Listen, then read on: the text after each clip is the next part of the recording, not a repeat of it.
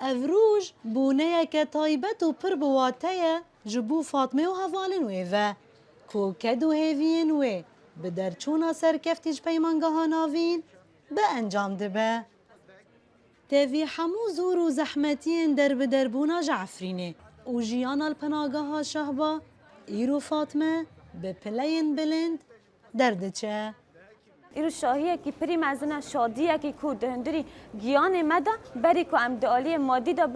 بگیرن دست دعالی معنوی دا سرکفتن هری مزنه یعنی وقت آستنگین کو درباز بینه گشتی دکیلیا درچونه دا هاتن جبیر کردن یعنی کیلیا کو ایرو از لپیشه وکی خواندکاره که عفرینه ایرو از درچومه سرکفتن هری مزنه ام چه خویا دکن آرمان جمع کو ام زمان خوب بخونن ما خویا کرد و درجه چیه انا ام کانن به سر بکفن.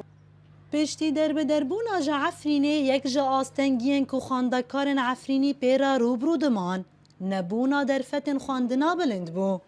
لوما خواسریه دموکراتیک اف چند سالن پیمانگاه ناوین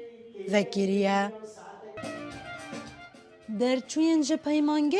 زانستا کبسایا و دکارن هم پیدوین جواکا خویا در به در دابین بکن ورگرتنه. هفته و نخواندگارن بشه جدا جدا دردچن بشه فیزیک کیمیا بشه کامپیوتر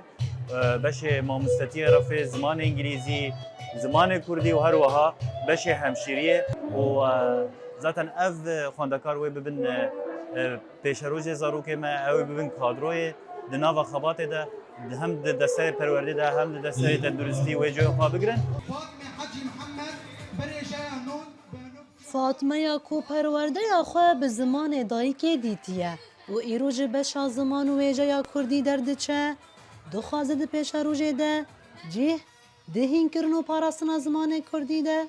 بگره. از وکی یعنی پشت خواندکاری که درد چه دناف زمان و وجه دا دبه ما مستایکه دمی که از ایرو دبه ما مستایکه الهمبری خواندکارین خو به چه وای دست کردن همبری خواندکارین خو به هیوی و به آرمانجا که از زمان دایی که بلاف بکن زمان کو او قصال هاتیه قدخه کردن او قصال هاتیه قر کردن د پشافتن را در باز بویا هولدانین که زمانی تنه بکن افتش هاتیه کردن اجید به کلیه دا دمی که هم درد چن ام سوزداینه کو هم زمان خو به پیش بخینن.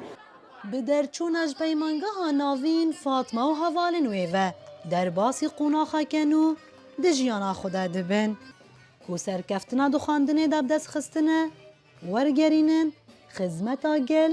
ووار خو عفرینه. نوروز را شدنگ امریکا